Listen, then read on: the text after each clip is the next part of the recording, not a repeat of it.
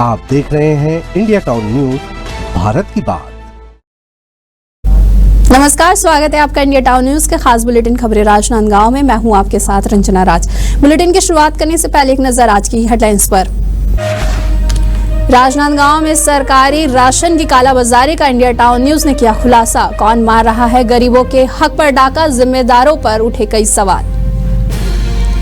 छत्तीसगढ़ की शिक्षा नीति को लेकर कांग्रेस ने राज्य सरकार पर बोला बड़ा हमला। शिक्षा के निजीकरण का किया विरोध, स्कूल बंदी के खिलाफ कांग्रेस ने किया ऐलान। अवैध लकड़ी परिवहन करते पकड़ा गया ट्रैक्टर, वन विभाग की उड़नदस्ता टीम ने की बड़ी कार्रवाई। बालोद से सुंदरा मार्ग बना तस्करों का रास्ता। राजनांदगांव के चिखली में आयोजित रुद्राक्षम हॉकी लीग प्रतियोगिता का हुआ भव्य समापन। बच्चों के हुनर को मिला मंच। महापौर मधुसूदन यादव ने खिलाड़ियों को किया सम्मानित। करंट से भी खतरनाक निकला करंट पोल। 25 फीट से गिरकर मजदूर की हुई मौत। भ्रष्टाचार और लापरवाही के उठे सवाल, ग्रामीणों ने थाने में किया जमकर हंगामा। हेडलाइन के बाद अब खबरें विस्तार से। छत्तीसगढ़ सरकार गरीबों के लिए सस्ता राशन उपलब्ध कराने का बड़ा प्रयास कर रही है, लेकिन दूसरी ओर इस व्यवस्था का दुरुपयोग कर कुछ लोग पीडीएस के चावल की अवैध कालाबाजारी कर अमीर बन रहे हैं। वहीं राजनांदगांव शहर में ऐसी कई दुकानें सक्रिय हैं जो पीडीएस के चावल को लोगों से खरीद कर फिर शहर के आसपास के राइस मिलों में पहुंचाकर अधिक कीमत पर बेचते हैं। इस अवैध धंधे का नेटवर्क इतना व्यापक और संगठित है कि कई बार दुकानदार सरकारी राशन को बड़े पैमाने पर जमा करके रखते हैं और फिर मुनाफा कमाने के लिए इसे बाजार में बेच देते हैं। अब यह सवाल उठता है कि इस मामले में किसकी संलिप्तता है और क्या सरकार या संबंधित विभाग इस गंभीर समस्या पर कार्रवाई करेगा। आइए जानते हैं इंडिया टाउन न्यूज के संवाददाता सौरभ ताम्रकार की इस खास रिपोर्ट में। लगातार राशन में हो रहे घोटाले और राशन के बढ़ते हुए आरोप और मामलों को देखते हुए इंडिया टाउन न्यूज ने पहले भी एक खबरें दिखाए हुए थे, जिसमें खाद्य अधिकारी तो अपने चैम्बर पर बैठते नहीं है, लेकिन आज वही का एक प्रारूप यहाँ पर जो कार्रवाई ना करने की है वो साफ तौर पर इस घर में, इस सूने मकान में देखने को मिल सकता है। अभी हम मकान के अंदर में घुस रहे हैं और मकान के अंदर में जो आप ये बोरियां देख पा रहे हैं, ये कहीं ना कहीं एक बड़ा खुलासा कर रहा है उस चोरी को लेकर के, उस अवैध रूप से कारोबार को चलाने को लेकर से। एक रूम में आप ये तस्वीरें देखिए और दूसरे रूम में आप ये तस्वीरें देखेंगे, जिसमें जो अधिक से अधिक जो बोरे हैं, तकरीबन 15 बोरे यहाँ पर नजर में आ रहे हैं, 15 बोरे उस कमरे में नजर में आ रहे हैं। आपको इस खबर के माध्यम से मैं दिखाना चाहूंगा कि यहाँ पर जो बोरी फूटी हुई है, यहाँ आप देख पा रहे होंगे कैमरे के माध्यम से, तस्वीरों के माध्यम से देख पा रहे होंगे कि ये जो बोरों में जो चावल है वो पीडीएस के चावल है। सरकार द्वारा जो गरीबों को राशन दिए जाते हैं वो वाले चावल है। बतौर सूचना मिलते ही इस वार्ड के, अभी हम वर्तमान में लखोली के वार्ड में खड़े हुए हैं, वार्ड नंबर 36 पे, और लखोली के जो पूर्व पार्षद है, जो भारतीय जनता पार्टी के पार्षद हैं, आशीष डोंगरे, उनके द्वारा फोन के माध्यम से पता चलता है कि इस सुने हुए मकान में कई बोरे पीडीएस के चावल के यहाँ पर डम करके रखे हुए। अब सवाल ये उठता है कि आखिरकार ये मकान किसका है और ये चावल किसका है। बड़ी बात आपको ये बता दें कि सरकार जो है वो गरीबों को मुफ्त राशन भी बांट रही है और जो कार्डधारी है उनको कार्ड के अनुसार, कार्ड के अनुरूप में 1 रुपए, 2 रुपए और 3 रुपए किलो के माध्यम से भी राशन बांट रही है। लेकिन अब वही सोचने का विषय ये है कि जब सरकार का राशन लोगों तक के नहीं पहुंच पा रहा है तो वो राशन ऐसे सूने मकानों में देखने को मिल सकते हैं। अब इसका जो बड़ा खेल है वो भी हम आपको बताते हैं। इंडिया टाउन न्यूज ने पहले भी आपको खबरों के माध्यम से बताया हुआ था और आज इस खबर में हम ये बताने जा रहे हैं कि आखिरकार इस चावल का खेल कैसे होता है। इस चावल का खेल पहले सरकार के द्वारा राशन दुकानों में दिया जाता है और राशन दुकानों के द्वारा सरकार के नाम से आम जनताओं को दिया जाता है और आम जनताओं के पास जब ये राशन पहुंचती है तो कहीं ना कहीं सरकार की उपलब्धि गिनती में आती है। लेकिन अब यहाँ पर मामला उल्टा है, उलटफेर हो चुका है। सरकार के द्वारा राशन तो दिया जाता है राशन दुकान पर, लेकिन राशन दुकान में ही सबसे बड़ा खेल होता है जहां पर थंब लगा करके राशन आम जनताओं को दिए जाते हैं। आखिरकार थंब लगता भी है, राशन बंटते भी है, लेकिन फिर भी इन राशन दुकान वालों के पास पर्याप्त मात्रा में राशन मिल जाते हैं। अब ये लोग इस राशन का, इस जो पीडीएस के चावल का है, उसका हेर फेर बड़े बड़े मिलों में करते हैं, जहां पर इस मिलों में जाने के बाद राशन की धुलाई पुछाई सफाई ये तमाम चीजें करके उनको अन्य रूप दे करके इस चावल का रेट दुगना करके वापस से मार्केट में बेचा जाता है। यहाँ से बड़ा खेल होता है। अभी हमारे साथ में स्वाट के पार्षद भी मौजूद हैं, उनसे भी बात करने की कोशिश करेंगे और इस खेल को लेकर के उच्च अधिकारियों का क्या कुछ कहना रहता है, पुलिस विभाग का क्या कहना रहता है, साथ ही खाद्य विभाग से आए हुए टीम जो यहाँ पर मौजूदा रूप में है उनका क्या कुछ कहना रहता है। तमाम चीजें हम आपको अन्य तस्वीरों के माध्यम से दिखाएंगे, मगर फिर भी वर्तमान में अभी हमारे साथ पूर्व पार्षद आशीष डोंगरे जी, सरकार आपकी है, पूर्व में भी इस प्रकार के मामले आपने कई पकड़े हुए थे। आज राशन का एक जो डंप जो सूने मकान में डंप हुआ राशन है, गरीबों के हक का हनन हो रहा है। सरकार जनता की है, सरकार चोरों की नहीं है और चोरों पर सरकार बिल्कुल अपना डंडा चला रही है। जैसे कि मैंने आपसे पहले भी कहा था कि क्या बोलते हैं, इस राशन की हेरा फेरी में राशन दुकानदारों वालों का बराबर हाथ है। जब एक मंदिर से जब चप्पल चोरी नहीं हो सकती तो फिर उसके राशन दुकान से राशन कैसे निकल रहा है।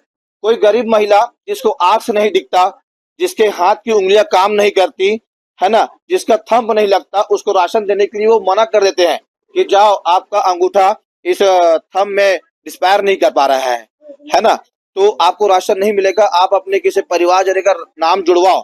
जब वो उसको बिना राशन दिए जब भेज सकती है तो ये राशन चोरों को वो राशन कैसे दे रही है।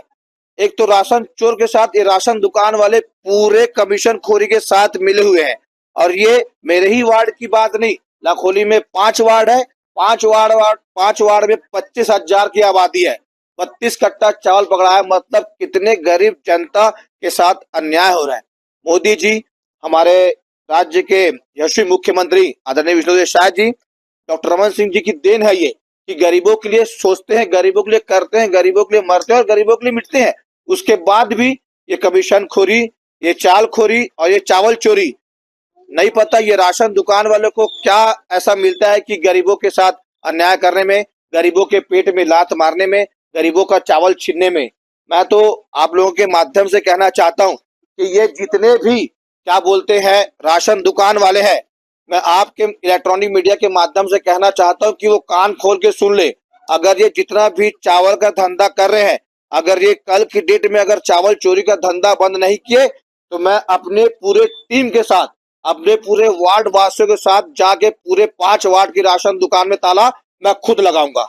वर्तमान में देखा जाए तो एक बंद कमरे के अंदर में सूने मकान में 32 कट्टा राशन मिला है, गरीबों के हक का हनन हो रहा है। लेकिन पूर्व की बात किया जाए और वर्तमान की बात किया जाए तो सरकार आपकी है, कार्रवाई जीरो है। कार्रवाई आप जीरो बोल नहीं सकते, क्योंकि यहाँ पर एक भारतीय जनता पार्टी का सक्रिय कार्यकर्ता खड़ा है। अगर यहाँ पर अगर कोई भी चीज अगर शून्य होता तो यहाँ पर मैं शाम के 5 बजे से बैठा हूँ और अभी का टाइमिंग हो रहा है 9। अगर शून्य होता तो मैं कार्यकर्ता बीजेपी का यहाँ पर हटता। मैं डट के खड़ा हूँ शाम के 5 बजे से और बराबर मैं एसडीएम से लेके टीआई से लेके सीएसपी से लेके मैंने फूड अधिकारी जो रविंद्र सोनी जिनका नाम है उनको तक फोन लगाया। उनके माध्यम से फिर मैंने आप लोगों को फोन लगाया और आप लोग सामने देख रहे हो, दूध का दूध और पानी का पानी आपके सामने है। देखिए, कहीं ना कहीं ये राशन का जो घोटाला है, राशन की जो हेरा फेरी है, ये एक बड़ा सवाल खड़े कर दे रहा है लोगों के बीच में, जो लोगों के हक का, लोगों के अधिकार का हनन हो रहा है।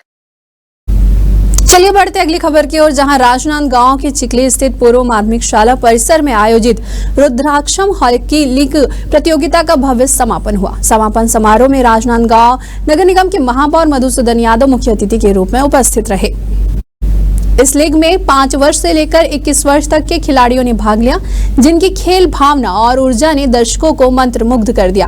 प्रतियोगिता का आयोजन प्रसिद्ध हॉकी खिलाड़ी मृणाल चौबे की अगुवाई में हुआ, जिन्होंने पूरे कार्यक्रम को कुशलता पूर्वक संचालित किया।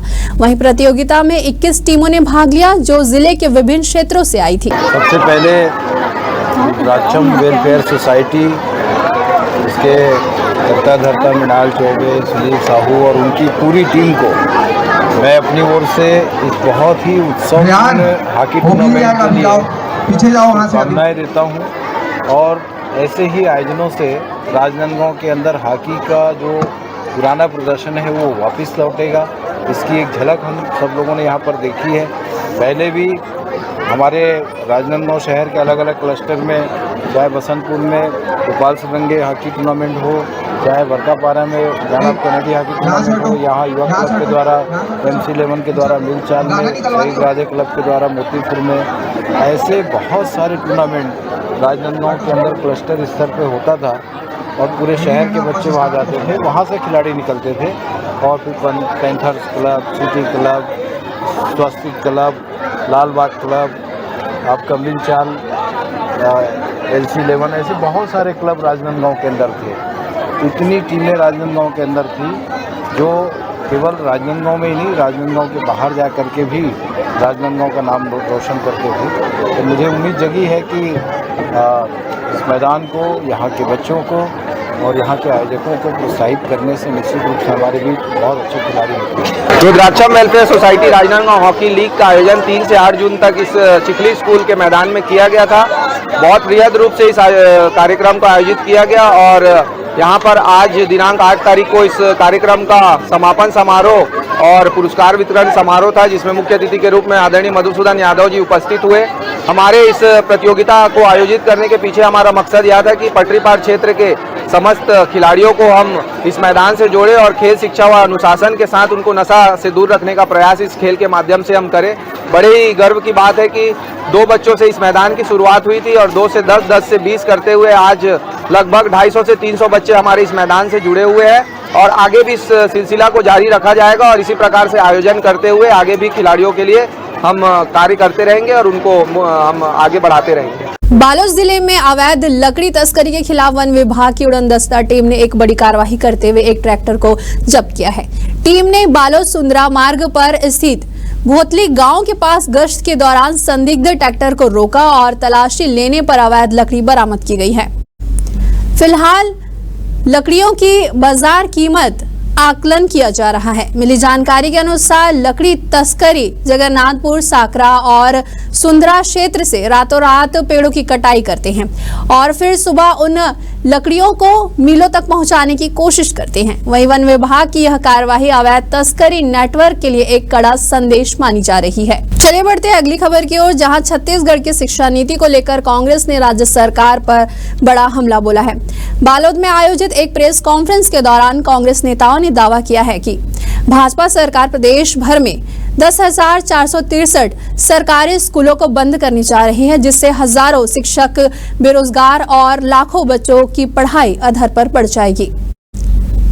कांग्रेस नेता विपिन मिश्रा और जिला अध्यक्ष चंद्रेश हिरवानी ने प्रेस वार्ता में कहा कि यह नीति गरीब और ग्रामीण तबके के बच्चों की शिक्षा को खत्म करने की एक सुनियोजित साजिश है। उन्होंने आरोप लगाया है कि राज्य सरकार शिक्षा का निजीकरण कर सिर्फ अमीरों के बच्चों को लाभ पहुंचाना चाहती है, जबकि गरीब बच्चे शिक्षा से वंचित हो जाएंगे। कांग्रेस ने इस निर्णय के खिलाफ चरणबद्ध आंदोलन की घोषणा की है। वहीं पार्टी नेताओं ने कहा है कि अगर सरकार ने फैसला वापस नहीं लिया तो वह जिला स्तर से लेकर राजधानी रायपुर तक विरोध प्रदर्शन करेगी।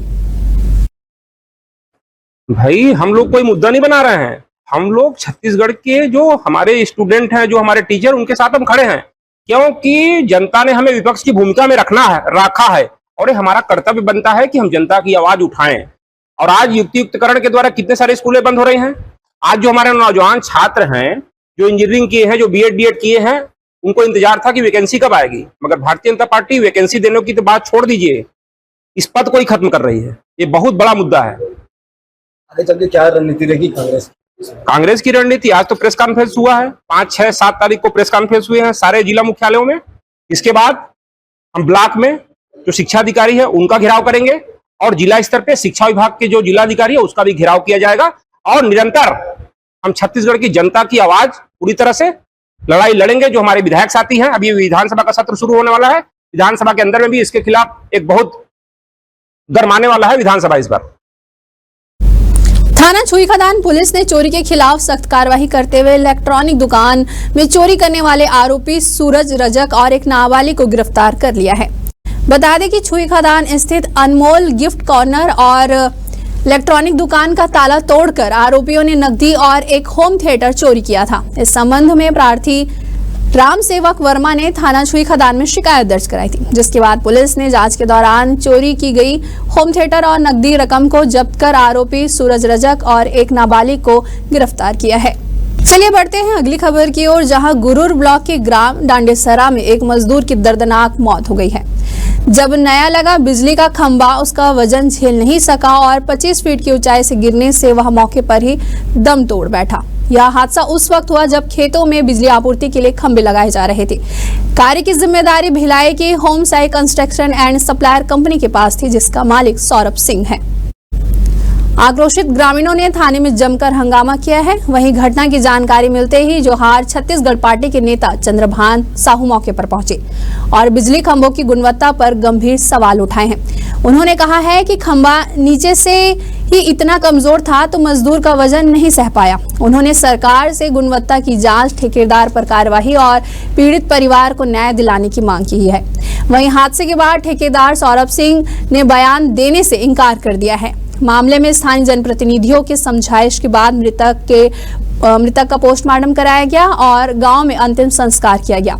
लेकिन यह हादसा न सिर्फ एक मजदूर की दर्दनाक मौत है, बल्कि सिस्टम की लापरवाही, ठेकेदारी में भ्रष्टाचार और मजदूर सुरक्षा की अनदेखी का जीता जागता उदाहरण भी है। छुरियानगर में आध्यात्मिक जागरूकता और मानसिक शांति की दिशा में एक महत्वपूर्ण पहल की गई है। प्रजापति ब्रह्म कुमारी ईश्वरी विश्वविद्यालय के द्वारा मां दंतेश्वरी परिसर में आयोजित 7 दिवसीय राजयोग शिविर का समापन बेहद सफल और प्रभावशाली रहा है। वहीं नगरवासियों ने इस शिविर में भाग लेकर राजयोग साधना के माध्यम से मानसिक तनाव से मुक्ति और आध्यात्मिक शांति का अनुभव किया। शिविर के समापन अवसर पर राजयोगिनी पुष्पा दीदी के सानिध्य में राजवी भाई पटेल के द्वारा राजयोग मेडिटेशन साधना केंद्र का विधिवत उद्घाटन किया गया। इस शुभ अवसर पर बड़ी संख्या में नगरवासी, क्षेत्रीय गणमान्य नागरिक, अधिकारी, कर्मचारी और समाज सेवी उपस्थित रहे। वहीं नगरवासियों के आग्रह पर अब यह साधना केंद्र नियमित रूप से संचालित किया जाएगा, जिससे लोग निरंतर आध्यात्मिक शांति और साधना से जुड़ सकेंगे।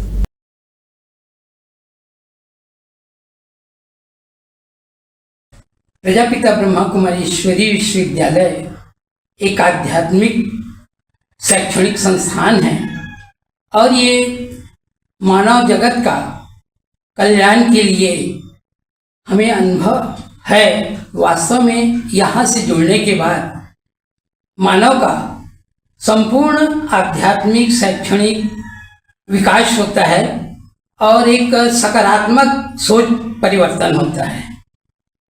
इसलिए इस वनांचल क्षेत्र में यह संस्था खुला है और हम सभी मानव जगत से ये अपेक्षा करते हैं कि ईश्वर का सत्य ज्ञान वो अपने जीवन में धारण करे और संपूर्ण अपना विकास करे। ओम शांति। छुरिया में ब्रह्म कुमारी विश्वविद्यालय यहाँ खुल गया है सेंटर, जिससे यहाँ आने से हमें सुख, शांति, आनंद, प्रेम की अनुभूति होती है और यहाँ हमें आत्मा और परमात्मा का ज्ञान सिखाया जाता है। सबसे पहले मैं प्रजापिता ब्रह्म कुमारी विश्वविद्यालय का धन्यवाद करना चाहती हूँ कि इतना अच्छा से यहाँ मतलब ओपनिंग हुआ है। सबका कल्याण होगा इससे।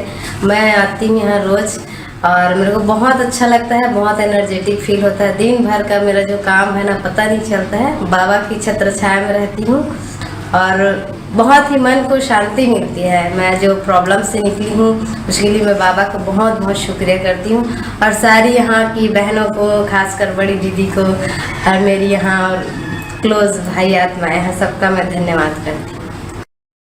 ओम शांति। जब से मैं इस विश्वविद्यालय से जुड़ा हूँ तब से मेरे जीवन में जो भी संस्कार परिवर्तन थी, कई चीज़ों में परिवर्तन और सकारात्मक दृष्टिकोण से नकारात्मक दृष्टिकोण मेरे जीवन में आया तथा मुझे अपने जीवन में बहुत कुछ प्राप्तियां हुई। मैं सभी चाहता हूं जिन व्यक्तियों के जीवन में किसी प्रकार की बातें हैं वो इस संस्था से जुड़कर अपना सुधार कर सकता, संस्कार परिवर्तन कर सकता है। राजनांदगांव जिले के मोहर क्षेत्र के वार्ड क्रमांक 49 के निवासियों ने कलेक्टर कार्यालय पहुंचकर शिकायत दर्ज कराई और ज्ञापन सौंपा है। उनकी मांग है कि नदी किनारे बनाए जा रहे तटबंध के कारण क्षेत्र में भूजल स्तर तेजी से नीचे चला गया है, जिससे सिंचाई और घरेलू उपयोग के लिए पानी का संकट गहरा गया है। वार्डवासियों का कहना है कि तटबंध निर्माण का उद्देश्य भले ही नदी के कटाव को रोकना हो, लेकिन इसका प्रतिकूल प्रभाव वहां के भूजल पर पड़ रहा है। बोरवेल और कुओं में पानी पूरी तरह से सूख चुका है, जिससे किसानों की फसलें प्रभावित हो रही है और आम जन को पेयजल के लिए संघर्ष करना पड़ रहा है। वहीं क्षेत्रवासियों ने मांग की है कि तटबंध निर्माण कार्य को तत्काल रोका जाए और इस समस्या का समाधान निकाला जाए। जी, हम ग्राम मोहड़ वार्ड नंबर 44 से आए हैं, 49 से, और हमारा मांग ये है कि 7 साल पहले 2020 के करीब पिचिंग का काम हुआ है, नदी में तटबंधन का कार्य हुआ है भूमि के कटाव को रोकने के लिए, जिससे कि लापरवाही के कारण अभी हमारे गांव के बहुत से जो जमीनों का जल स्तर, ग्राउंड वाटर लेवल प्रभावित हो गए हैं और उसको सूखे का सामना करना पड़ रहा है। और मौजूदा स्थिति में यह है कि अभी वर्तमान में और सर्वे हुआ है उसी प्रोजेक्ट को आगे बढ़ाने के लिए शासन द्वारा, क्योंकि हम लोग ये नहीं चाह रहे हैं कि हमारे गांव के जो ग्राउंड वाटर लेवल है, जो 25 से 30 फीट में पानी उपलब्ध हो जा रहा है, वो पिचिंग करने से वो प्रभावित हो सकता है, जिससे कि हमारे गांव के लगभग 1500 एकड़ काश्तकारी भूमि प्रभावित होगा। राजनांदगांव जिले के ग्राम पंचायत धारा के अंतर्गत वार्ड क्रमांक 1 रानीगंज के रहवासी बड़ी संख्या में कलेक्टर कार्यालय पहुंचे और अपने लंबे समय से चली आ रही मांगों को लेकर ज्ञापन सौंपा। गांव के लोगों की मांग है कि उन्हें पर्चा पट्टा अब तक नहीं मिला है, जिससे उन्हें कई सरकारी योजनाओं और सुविधाओं से वंचित रहना पड़ रहा है। ग्रामीणों का कहना है कि रानीगंज वार्ड में लगभग 60 से 70 परिवार रहते हैं, लेकिन आज तक किसी को भी सरकार की ओर से आधिकारिक पर्चा पट्टा जारी नहीं किया गया है। इससे न सिर्फ उनकी पहचान साबित होने में दिक्कत हो रही है, बल्कि राशन कार्ड, पेंशन और अन्य सरकारी योजनाओं का लाभ लेने में भी उन्हें परेशानी हो रही है। ग्रामीणों ने बताया कि वे पहले भी कई बार इस मुद्दे को लेकर शिकायत दर्ज करा चुके हैं और ज्ञापन भी सौंपे हैं, लेकिन अब तक कोई ठोस कार्रवाई नहीं हुई है।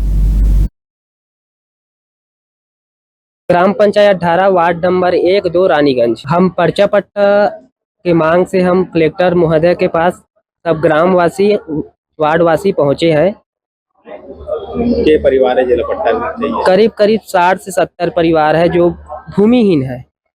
अब कई वर्षों से हम लोग कलेक्टर कार्यालय, तहसील कार्यालय कई बार आवेदन दे चुके हैं। हम लोगों के पट्टा अभी तक से नहीं बना है।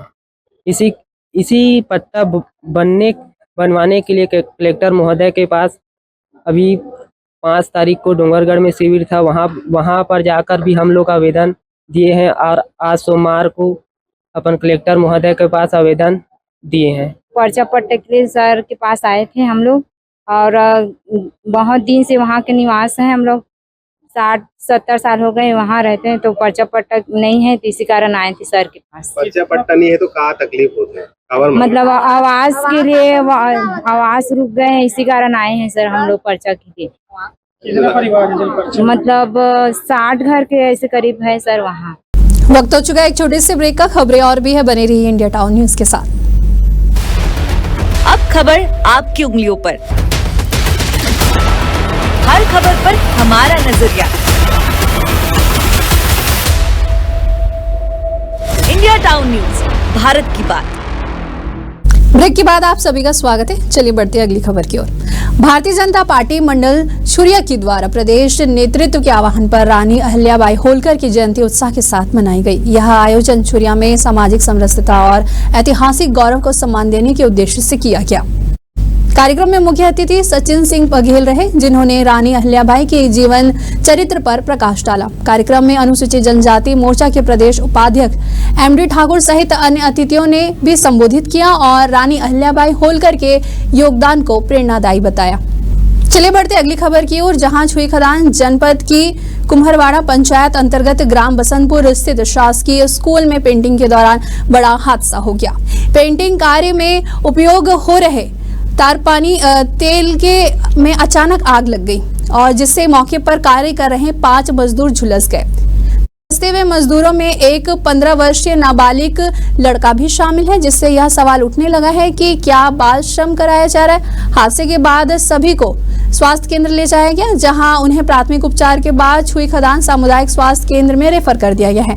जानकारी के अनुसार यह कार्य राजनांदगांव के एक ठेकेदार के द्वारा कराया जाना था, लेकिन हादसे के बाद ठेकेदार के द्वारा किसी भी प्रकार की आर्थिक सहायता नहीं की गई है, जिससे पीड़ित परिवारों में नाराजगी है। वहीं स्थानीय ग्रामीणों ने मांग की है कि प्रशासन इस मामले की गंभीरता से जांच करे और नाबालिग से श्रम कार्य को लेकर कार्रवाई करे। छत्तीसगढ़ में मानसून ने अपनी दस्तक दे दी है, जिससे लोगों को गर्मी से राहत मिली है। वहीं राजनांदगांव में हल्की बारिश और ठंडी हवाओं के साथ मानसून की शुरुआत हो चुकी है। इससे पहले मानसून ने धूप और गर्मी से लोग इस मौसम से परेशान थे। 9 दिन के नौतपा और 5 दिन के पंचक के बाद अब मौसम ने अपनी करवट बदली है और लोगों को राहत देने लगा है।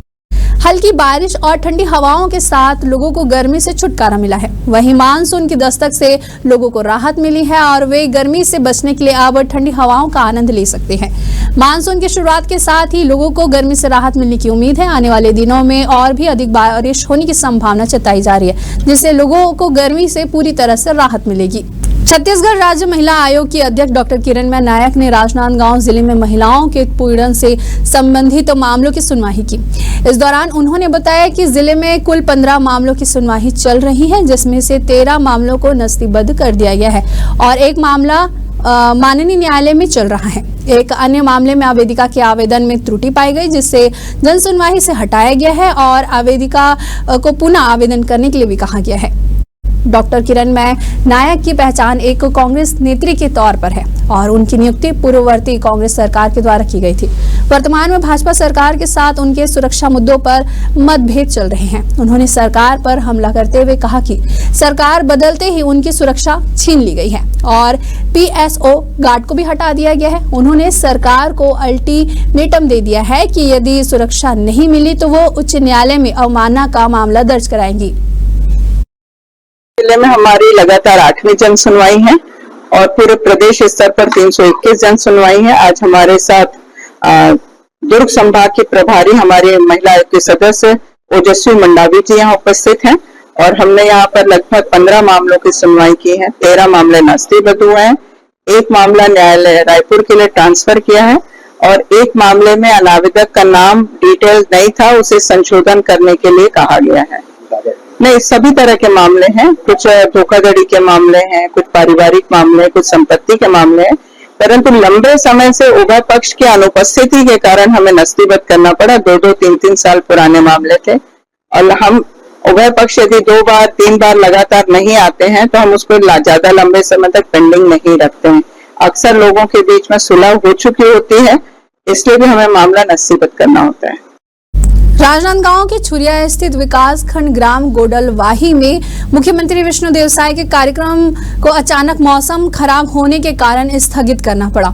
दोपहर में अचानक आंधी तूफान के कारण कार्यक्रम स्थल पर बनाया गया पंडाल उड़ गया और कुर्सियां बिखर गई। कार्यक्रम में स्वतंत्रता संग्राम सेनानी स्वर्गीय श्री गेंद सिंह नायक की मूर्ति का अनावरण होना था। इसे लेकर कई दिनों से तैयारियां की जा रही थी। लोग सुबह से ही कार्यक्रम में पहुंचना शुरू कर दिए थे, लेकिन अचानक मौसम में बदलाव के कारण कार्यक्रम स्थगित करना पड़ गया है।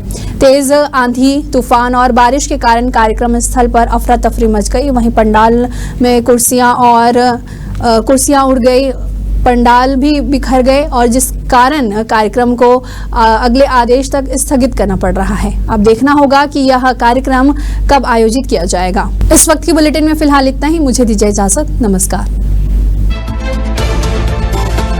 आप देख रहे हैं इंडिया टाउन न्यूज, भारत की बात।